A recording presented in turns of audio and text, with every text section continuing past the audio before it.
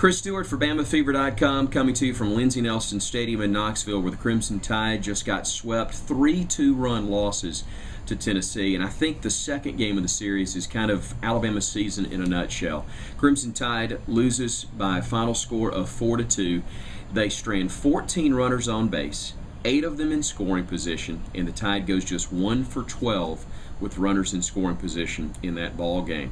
It seems just as the Tide gets one thing fixed, something else falls apart. They'll have great starting pitching, as they did last Tuesday night when Trey Pilkington carried a no-hitter into the 7th inning, but they couldn't get any run production for him, and the Tide would lose that one in 12 innings by a score of 1-0.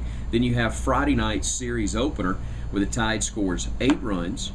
They do it on 14 hits, which was the most they had in a conference game this year, but the pitching is not very good, and they lose by a score of 10-8.